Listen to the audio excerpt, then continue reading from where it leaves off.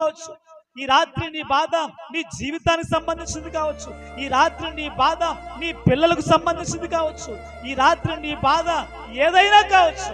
కానీ నేను చెప్పే మాట ఏంటంటే, యెహోవా సన్నిధిలో నువ్వు ప్రార్థన చేసినట్లయితే, ఆయన సన్నిధిలో నువ్వు మోకాలు వేయగలిగినట్లయితే, నా దేవుడు ఖచ్చితంగా నీ ప్రార్థన వింటాడు. హల్లెలూయా చెప్పండి గట్టిగా, హల్లెలూయా.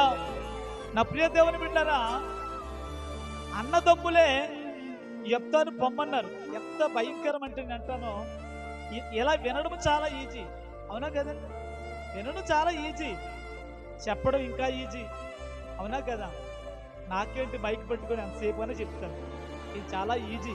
కానీ వినడము కొంచెం కష్టమే, నేను కూర్చో వినాలి కాబట్టి. కానీ అతని జీవితంలోకి మనం తొంగి చూస్తే, అతని బ్రతుకులోకి మనం తొంగి చూస్తే, నేనంటాను యెఫ్తా దేవుని సన్నిధిలో ఎంత ఏడ్చుంటాడో. ఆమేన్, అవును కదండి?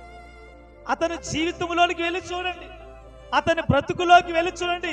చిన్నతనము నుండి పాలు విడిచిన దగ్గర నుండి తన తల్లిని విడిచిపెట్టి తన తండ్రి దగ్గర ఉన్నాడు.